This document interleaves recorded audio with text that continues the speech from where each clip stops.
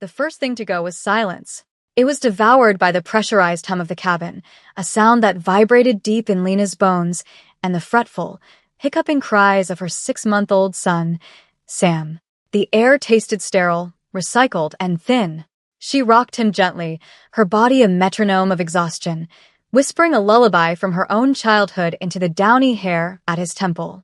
Every passenger on the flight from Atlanta to Seoul was a potential enemy, a face that could curdle with annoyance at any moment. She felt their judgment like a physical weight, a second child strapped to her back. Especially the man beside her. He was a statue carved from stillness, dressed in a suit so dark and perfectly tailored it seemed to absorb the light around it. He had not looked at her once, not when she'd struggled with the car seat, not when Sam had wailed during takeoff, not even now. His hands rested on his knees, palms down, a study in absolute control. Not a fidget, not a twitch. He was immaculate, from the severe, perfect line of his black hair to the polished gleam of his shoes.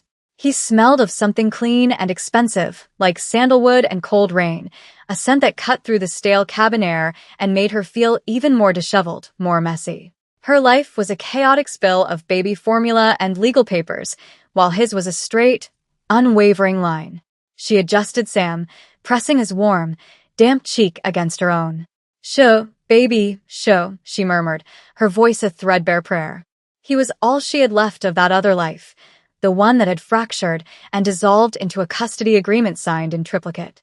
Now, she was flying home, back to her parents' house, a 32-year-old woman with a failed marriage and a beautiful, colicky son, retreating to the safety of the beginning. It felt less like a homecoming and more like a surrender. It's in these moments, isn't it? When you're stripped down to your most vulnerable self, in a metal tube 30,000 feet in the air, that you realize how fragile the walls we build around ourselves really are. Have you ever had a moment like that, where the whole world shrinks to the space you and your anxieties occupy? Let me know which part of Lena's struggle you feel the most. The man's stillness was an accusation. It made her frantic energy, her constant shushing and rocking, feel loud and uncivilized. Sam, in a sudden burst of frustration, flung his small arm out, and his favorite teething toy, a soft yellow giraffe, flew from his grasp. It landed with a muffled puff on the pristine gray wool of the man's trousers. Lena's heart seized. "Oh, I am so sorry," she whispered, mortified, fumbling to reach for it. Before she could, one of those controlled, still hands moved. His fingers closed around the giraffe with an economy of motion that was almost unnerving. He held it for a beat, his long fingers a stark contrast to the cheerful toy. She noticed a faint, silvery scar that ran across his knuckles, a thin line of imperfection in his otherwise flawless presentation. He didn't just hand it back. He held it out to Sam, his expression unreadable, his dark eyes fixed on the baby. Sam, momentarily silenced by the novelty, stared back, his big brown eyes wide. Then a slow, gummy smile spread across his face. He reached out a chubby hand and wrapped it around the man's index finger. The man's hand was large enough to encircle Sam's entire fist. He didn't pull away. He simply sat there, a 6-month-old baby holding him captive. He turned his gaze from Sam to Lena, and for the first time, she saw something flicker in their depths. It wasn't annoyance. It was something quieter, deeper. Something that looked a lot like recognition. "He has a strong grip," the man said. His voice was a low baritone, smooth and quiet, with a precise, almost formal cadence. It held an accent she couldn't quite place, but it was the voice of a man accustomed to being listened to. "He does," Lena managed, her own voice tight. "I'm so sorry. We're bothering you," he inclined his head, a gesture so small it was almost imperceptible. "He is not a bother." The words were simple, but they landed like a pardon. A flight attendant hurried down the aisle, her smile bright but strained. She stopped, her eyes flicking to the man, and the smile faltered, replaced by a look of profound, almost fearful respect. She addressed him in Korean, her voice hushed. He replied with a single, clipped word, never taking his eyes off Lena and the baby. The flight attendant bowed her head slightly and scurried away. The interaction was over in seconds, but it changed the air around them. This was not just a wealthy businessman. This was someone else entirely. A man who commanded deference with a single word. Lena felt a new kind of unease settle in her stomach, something colder and sharper than just social anxiety. Who was he? Exhaustion is a thief. It steals your focus, your resolve, your ability to keep your head upright. Lena fought it, her eyelids feeling like they were lined with lead. Sam had finally, blessedly, drifted off to sleep, his little body heavy and warm against her chest, his breath a soft puff against her neck. The rhythmic hum of the engines was a hypnotic lullaby, and the darkness of the cabin was a comforting blanket. She rested her head back against the seat, telling herself it was just for a moment. But her body had other plans. Her head lolled sideways, and she jerked it back, a fresh wave of mortification washing over her. She could not fall asleep on this stranger, this quiet, intimidating, unnervingly still man. But the pull was gravitational. Her muscles, coiled with tension for hours, finally began to unspool. Her head drifted again, slowly, inevitably, until her temple came to rest against the firm, wool-covered expanse of his shoulder. It was solid, warm. The fabric was impossibly soft, and beneath it was the unyielding strength of muscle. She should move. She had to move. But it was like trying to swim through honey. The scent of him, sandalwood and rain, was soothing, a calm anchor in the turbulent air.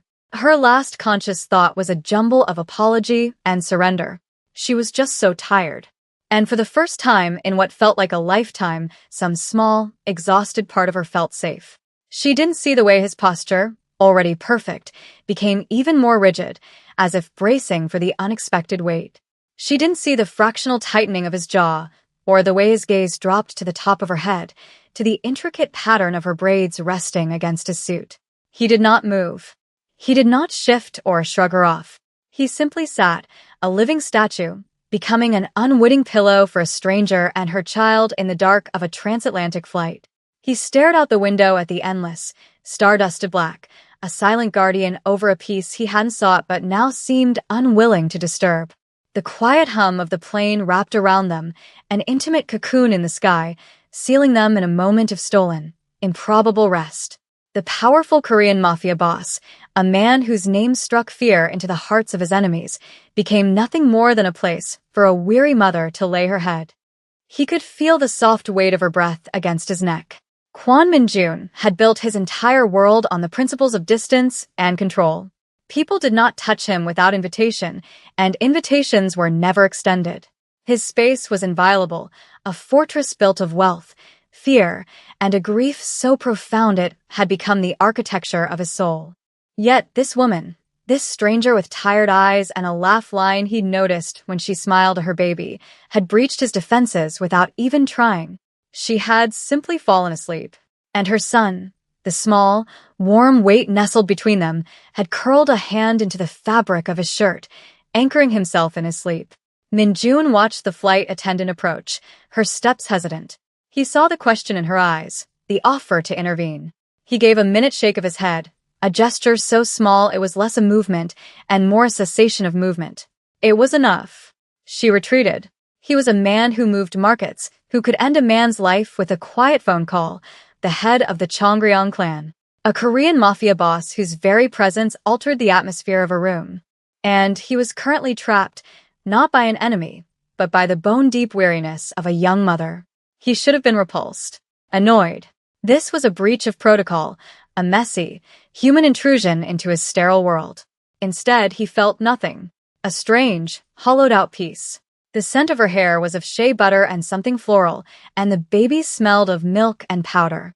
It was the scent of life, uncomplicated and real. It was a scent from another world, a world he had observed from a distance but never inhabited. He remembered a different weight, a different warmth. A wife who smelled of jasmine, a future that had been erased in a storm of screeching tires and shattering glass. Grief was a cold companion. This warmth was a ghost of a forgotten language.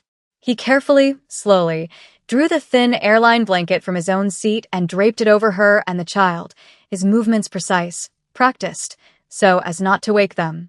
He then returned to his stillness, a sentinel watching over their small island of peace, while outside the window, the world rushed by below, oblivious. Lena woke in stages. First came the awareness of warmth, a deep, comforting heat that had seeped into her bones. Then came the silence. Not the humming silence of the plane, but a deeper quiet. The absence of a baby's cry. The absence of a baby's wait. Panic, cold and sharp, sliced through the fog of sleep. Her eyes flew open. The cabin was still dim, but streaks of dawn were beginning to paint the horizon outside the small window. And Sam was gone from her chest. Her head snapped up from the man's shoulder, a strangled gasp in her throat. Her gaze fell, and the world stopped. Sam was not gone. He was there, nestled securely in the crook of a stranger's arm. The man, Kwon Min-jun, she would later learn his name was cradling him with the practiced ease of a seasoned father. The baby was sleeping soundly, his little chest rising and falling in a steady rhythm, his face a picture of serene contentment. One of Min-jun's large, scarred hands was splayed protectively across Sam's back, a shield of warmth and strength. The thin airline blanket was tucked neatly around them both. Min-jun was not looking at the baby. He was staring straight ahead, his profile as severe and unmoving as it had been hours ago.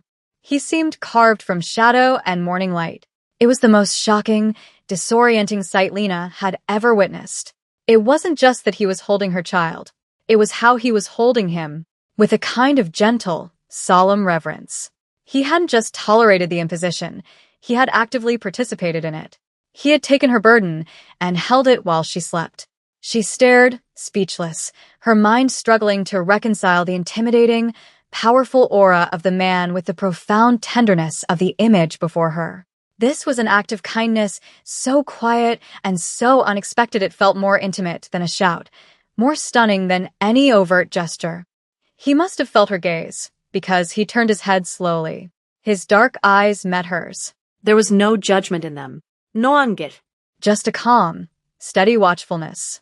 He slept, Min-jun said, his voice low and gravelly in the morning quiet. It wasn't a question. It was a statement, a report. He had taken on the watch, and the watch had been peaceful. Lena could only nod, her throat too tight for words. The head of a powerful Korean crime family, a true Mafia boss, had been her son's babysitter for half the night. The spell shattered with the click of the seatbelt sign and the cheerful, tinny voice of the captain announcing their initial descent into Seoul. The intimacy of the shared silence evaporated, replaced by the bustle of a waking plane. Lena felt a hot flush of embarrassment creep up her neck. I am so sorry, she stammered, her hands fluttering uselessly in her lap. I can't believe I did that. I was so tired. Min-jun's expression remained unchanged. He simply watched her, his gaze intense, as if he were cataloging her flustered state. He made a small, dismissive gesture with his free hand. It is done. He then looked down at the sleeping child in his arms. With a gentleness that seemed utterly at odds with his formidable presence, he began to shift Sam back towards her. The movement was slow, deliberate, a transfer of precious cargo. As he moved, his suit jacket shifted, and Lena saw it again, clearer this time. A flash of ink at his wrist. Not just a scale, but the intricate, coiling body of a deep blue dragon, its eye a fleck of gold. It was a symbol of power, of something ancient and dangerous. Her breath caught. She had seen tattoos like that in movies, in documentaries about the Yakuza, the Triads, the organized crime syndicates of Asia. Her mind reeled. The deference from the flight attendant. The scars.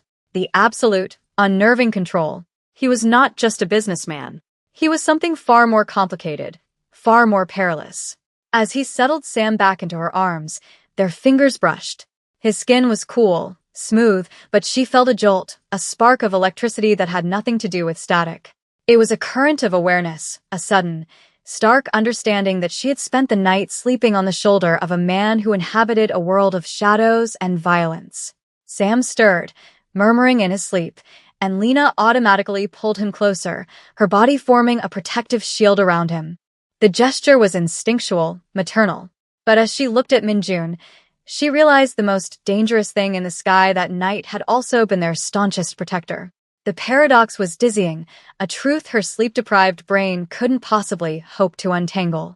He saw the shift in her eyes, the dawning fear. A muscle in his jaw twitched. He said nothing. He simply leaned back, retreating into his fortress of silence, leaving her alone with her child and a terrifying new reality.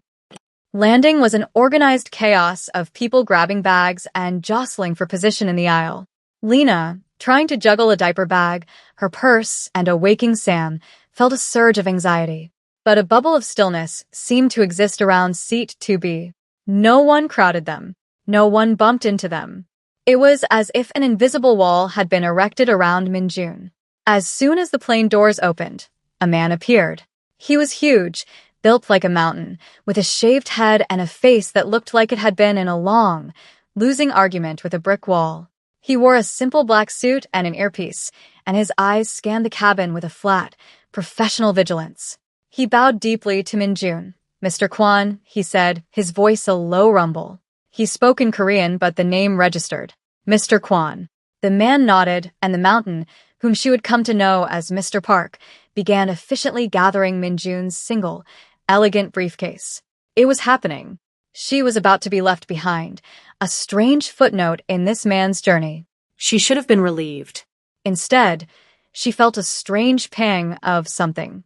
Loss. Disappointment? It made no sense.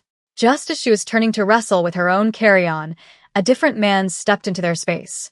He was the opposite of Mr. Park, slender, with a smile that was all teeth and no warmth, wearing a suit that was a little too shiny. "Kwon Min-jun," the man said, his tone slick with false familiarity. "A surprise to see you flying commercial. Things must be tight for the Chongryong clan." Min-jun's face went perfectly, terrifyingly blank. The temperature in the aisle seemed to drop 10 degrees. "Choi," Min-jun said, his voice soft. Deadly. The man, Choi, let his oily gaze slide over to Lena and a now fussy Sam. His smile widened. "Making new friends? You always did have a taste for the exotic. You must be careful. Attachments can be so vulnerable." The threat was unspoken but crystal clear. It wasn't directed at Min-jun. It was directed at her. A warning shot fired across her bow. Lena's blood went cold. She clutched Sam tighter, her heart hammering against her ribs. This was real. This wasn't a movie. She had stumbled into the middle of a war she didn't understand, and this man Choi, this smiling snake, had just painted a target on her and her baby's backs. Min-jun didn't look at Choi. He didn't raise his voice. He simply held the other man's gaze for a long, silent moment. The air crackled with a tension so thick Lena could taste it, metallic and sharp like blood. Then, with a dismissal so absolute it was more insulting than any curse, Min-jun turned his back on him. He looked directly at Lena. The blankness was gone from his face, replaced by a look of grim, immediate resolve. He saw the terror in her eyes, saw the way she was shielding her son. He had brought this to her. His world, with its casual violence and smiling threats, had just contaminated hers. He had a choice. He could walk away, leave her to fend for herself, and hope that Choi's threat was just posturing. Or he could acknowledge the truth. The moment Choi had seen them together, she had ceased to be a stranger. She had become a liability, a weakness, a pawn to be used against him. His honor, the rigid, brutal code by which he lived, would not allow it. He had unwittingly pulled her into the shadows, and he would not abandon her there. He made the decision in the space of a single heartbeat. It was a choice that would irrevocably alter the course of both their lives. "You will come with me," he said. The words were quiet, but they were not a request. They were a command, an edict delivered with the full weight of his authority. It was the voice of the Korean Mafia boss she now knew him to be. Lena stared at him, her mind racing. Go with him? A man who was clearly a gangster, a powerful figure in a dangerous underworld? But the memory of Choi's predatory smile, the veiled threat against her child, was still fresh. She was in a foreign country, alone, and she had just been marked by an enemy of a man like Kwon Min-jun. He was a known danger, yes, but he was a danger that had held her son with tenderness while she slept. Choi was an unknown, smiling poison. She looked from Min-jun's unyielding face to Sam's innocent one. She had no choice. There was no real choice at all. Before she could even nod her consent, Mr. Park was there, gently but firmly taking her carry-on from her shoulder. "This way, please," the mountain rumbled, his voice surprisingly soft. And just like that, Lena and her son were swept into the powerful, perilous orbit of Kwon Min-jun. They didn't go through the main terminal. Mr. Park led them through an unmarked door, down a sterile white corridor, and into a private lounge that was all leather and smoked glass. The cacophony of the airport faded away, replaced by a heavy, expensive silence. Lena felt as if she had passed through a membrane into another dimension, a world that ran on parallel tracks to the one everyone else inhabited. A fleet of black sedans was waiting on the tarmac, engines purring softly. Mr. Park opened the rear door of the lead car, and Minjun gestured for her to get in. The interior was cavernous, smelling of rich leather and the same clean, sandalwood scent as its owner. The windows were tinted so dark the world outside was muted, distant. Minjun slid in beside her, leaving a careful, deliberate space between them, while Mr. Park took the front passenger seat. The car pulled away with a smooth, silent surge of power. The city lights of Seoul began to streak past the window, a beautiful, alien blur. Sam, wide awake now, was utterly calm, his eyes fixed on the passing river of light. Lena's phone buzzed in her pocket. It was her best friend, Sarah, a frantic string of texts demanding to know if she'd landed. Lena's fingers trembled as she typed back a simple yes, then, taking a deep breath, she hit call. Lena. Oh, thank God. How was the flight? Is my handsome godson okay? Did you get any sleep? Sarah's voice, warm and familiar and so incredibly normal, was almost enough to make her break down. We're fine, Lena whispered, her voice barely audible over the hum of the engine. The flight was eventful. What do you mean eventful? Did someone get drunk and try to sing karaoke? Please tell me a video, something like that. She looked over at Minjun. He was staring out his window, his face a mask of stone, but she knew he was listening to every word. How could she possibly explain this? Hey, Sarah, so I accidentally fell asleep on a Korean Mafia boss, and now he sort of kidnapped me for my own protection. Listen, I can't really talk right now, Lena said, her heart aching with the understatement. I'm in a car. Whose car? Did your parents send a service? Lena? You sound weird. What's going on? I'll call you later. I promise. I love you. She hung up before Sarah could ask any more questions she couldn't answer. The silence in the car rushed back in, heavier than before. She was adrift, cut off from her old life, a passenger in the car of a man who was both her captor and her savior. The car glided through the gleaming, vibrant streets of Seoul before turning into a private, guarded driveway that wound its way up a hill. It stopped before a skyscraper of black glass and steel that pierced the night sky, a modern fortress overlooking the sprawling city below. They took a private elevator that opened directly into a penthouse apartment. The space was breathtaking and brutally empty. Floor-to-ceiling windows revealed a panoramic, glittering view of Seoul.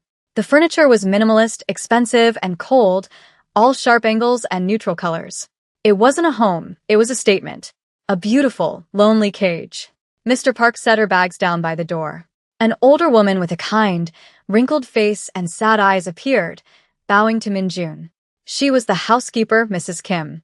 Minjun spoke to her in rapid, low Korean, his words clearly instructions. Mrs. Kim nodded and then turned to Lena, her expression softening. She gestured towards a hallway. For the baby, she said in careful, heavily accented English. Lena followed her into a pristine room that had clearly been prepared. A beautiful wooden crib stood in the corner, a changing table stocked with diapers and wipes beside it. It was all brand new, all top of the line. The efficiency was terrifying. How long had he known he would be bringing them here? Was this a contingency he always had ready? After she had settled a sleeping Sam into the crib, she walked back into the main living area.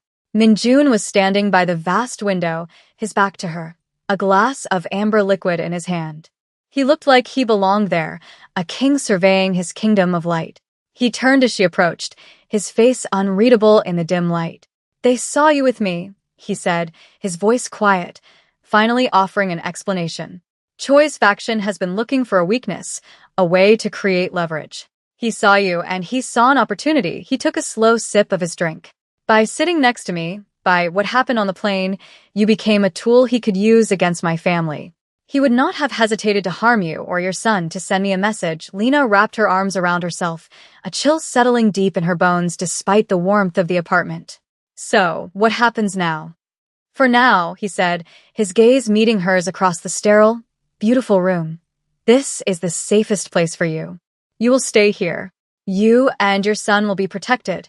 The words were meant to be reassuring, but they sounded like a sentence. He was the most powerful mafia boss in the city, and she was under his protection. She was also his prisoner. He had saved her from a wolf, only to lock her in a cage with a dragon. And the most terrifying part? Looking at him, at the quiet grief in his eyes, at the memory of his gentle hand on her sleeping child, she wasn't entirely sure she wanted to be free. The lines had blurred, and in this dangerous new world, the only safety she could find was in the shadow of the man who was the greatest danger of all. What do you think she should do? Trust him or find a way to escape? Every choice is a risk, and we're just getting started.